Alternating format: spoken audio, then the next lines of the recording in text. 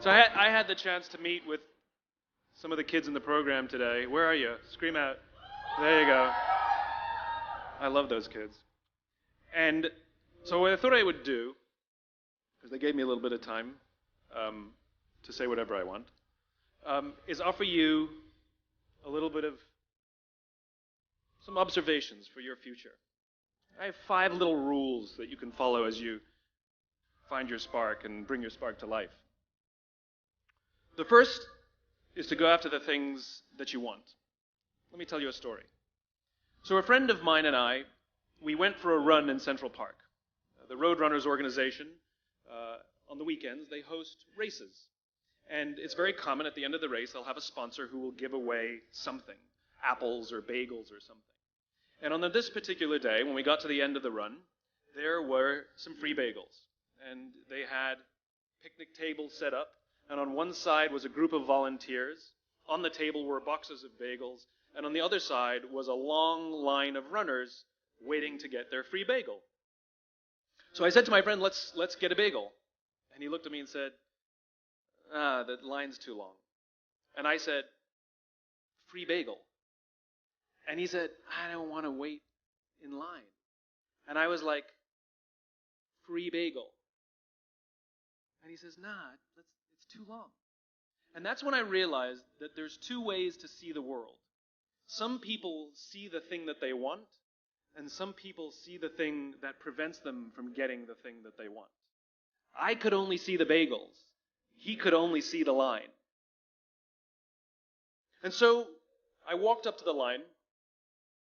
I leaned in between 2 people, put my hand in the box, and pulled out 2 bagels. And no one got mad at me. Because the rule is, you can go after whatever you want. You just cannot deny anyone else to go after whatever they want. Now, I had to sacrifice choice. I didn't get to choose which bagel I got. I got whatever I pulled out. But I didn't have to wait in line. So the point is you don't have to wait in line. You don't have to do it the way everybody else has done it. You can do it your way. You can break the rules. You just can't get in the way of somebody else getting what they want. That's rule number 1. Rule number 2. I like this one. In the 18th century, there was something that spread across Europe and eventually made its way to America called puerperal fever, also known as the Black Death of childbed. Basically what was happening is women were giving birth and they would die within 48 hours after giving birth. This Black Death of childbirth was the ravage of Europe, and it got worse and worse and worse over the course of over a century. In some hospitals, it was as high as 70% of women who gave birth who would die as a result of giving birth. But this was the Renaissance. This was the time of empirical data and science, and we had thrown away things like tradition and mysticism. These were men of science. These were doctors. And these doctors and men of science wanted to study and try and find the reason for this Black Death of childbed, and so they got to work studying, and they would study the corpses of the women who had died. And in the morning they would conduct autopsies, and then in the afternoon they would go and deliver babies and around. And it wasn't until somewhere in the mid-1800s that Dr. Oliver Wendell Holmes, father of Supreme Court Justice Oliver Wendell Holmes, realized that all of these doctors who were conducting autopsies in the morning weren't washing their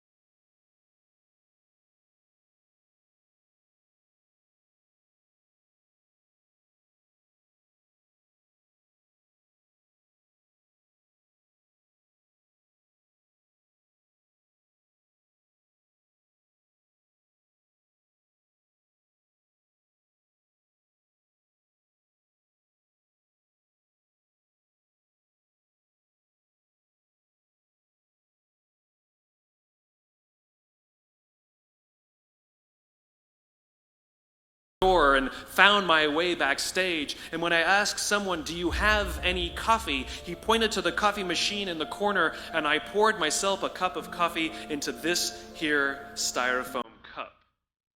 He says the lesson is, the ceramic cup was never meant for me. It was meant for the position I held.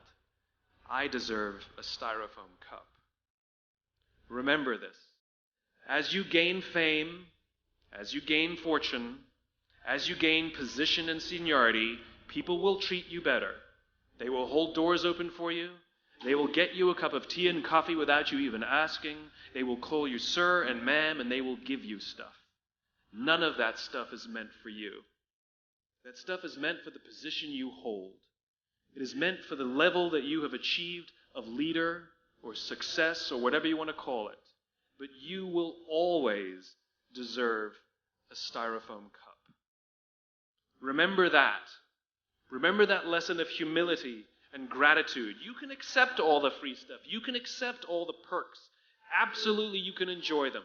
But just be grateful for them and know that they're not for you. I remember getting off the Acela. I took the Acela from New York to Washington, D.C., and I got off the train like everybody else, and I was walking down the platform like everyone else, and I walked past General Nordy Schwartz, who used to be the Chief of Staff of the United States Air Force, the head of the Air Force. And here I did see a guy in a suit schlepping his own suitcase down the platform just like me. And just a couple months ago, he was flying on private jets and he had an entourage, and other people carried his luggage. But he no longer held the position, and so now he got to drag his own suitcase. And never did it sort of remind me more that none of us deserve the perks that we get. We all deserve a styrofoam cup. It was a pleasure meeting you guys this afternoon. I was blown away by your honesty and your curiosity and your poise. And I am confident that the future is bright, despite the fact that America looks like an absolute mess right now. I am confident that the future is bright for one reason and one reason only, because you will grow up and you will be our future. Thank you very, very much, guys. You're wonderful. Thank you.